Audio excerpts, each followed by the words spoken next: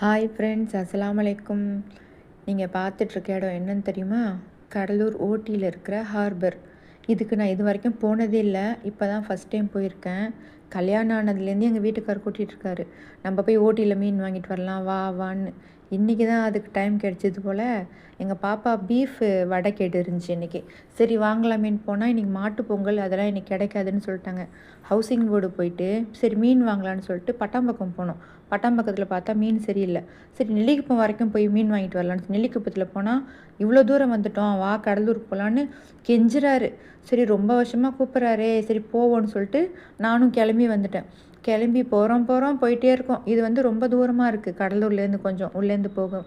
நானும் கேட்குறேன், காட்டில் மேட்டில் ஏற்றிலாம் கூட்டிகிட்டு போகிறேன், நீ எங்கே தான் கூட்டிகிட்டு போகிற அப்படின்னா, இதோ வந்துருன்னு சொல்லிட்டு கூட்டிகிட்டு போயிட்டே இருந்தார். அவருக்கே அந்த இடம் தெரியாது, ரொம்ப நாளுக்கு முன்னாடி வந்தது போல். அப்புறம் ஒரு வழியாக அட்ரஸ் கண்டுபிடிச்சி இதுக்குள்ளே வந்துட்டோம். கூட்டம் அப்பா, ஒரு இந்த திருவிழாலெலாம் இருக்கும்ல கூட்டம், அந்த மாதிரி கூட்டம்.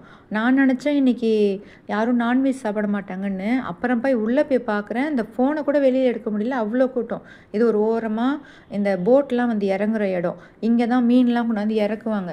நான் இங்கே மட்டும் நின்று சும்மா ஒரு 2 வீடியோ மட்டும் எடுத்துகிட்டு அந்த மீன் இருக்கிற சைடு என்னால் போகவே முடியல. கூட்டம் அப்படி ஒரு கூட்டம். அப்படியே பார்த்தேன், இது சூப்பராக இருந்துச்சு. எல்லாமே அப்படியே ஃப்ரெஷ்ஷாக மீன்லாம் கொண்டாந்து இறக்குறாங்க. அப்படியே கொண்டு போய் எப்பயுமே ஏலம் விடுவாங்களாம். இன்றைக்கி மீன் நல்ல வியாபாரம் ஆகிற நேரமாக. இது பாருங்களேன் எப்படி இருக்குன்னு. கவலை மீன் இதை பார்த்தோன்னே ரொம்ப ஆசை வந்துடுச்சு. ஒரு கூறு 100 ரூபான்னு சொல்லிட்டு 2 கூறு கவலை மீன் வாங்கிக்கிட்டு, காணாங்கத்தை மீன் 6 மீன் வச்சு 200 ரூபாய் அப்படின்னு சொன்னாங்க. நாங்களே கையில் காசு கம்மியாக தான் எடுத்துகிட்டு போயிருந்தோம். கறி வாங்குற ஐடியாவில் தானே போனோம். அப்புறம் இந்த மீனே 400 ரூபாய் ஆயிடுச்சு. க்ளீன் பண்ணி கொடுக்கறதுக்கு 60 ரூபா. அந்த அக்கா சொன்னாங்க, போய் இன்றைக்கா வரணும், ஊரே இன்றைக்கி தாம்மா மீனே வாங்குன்னு.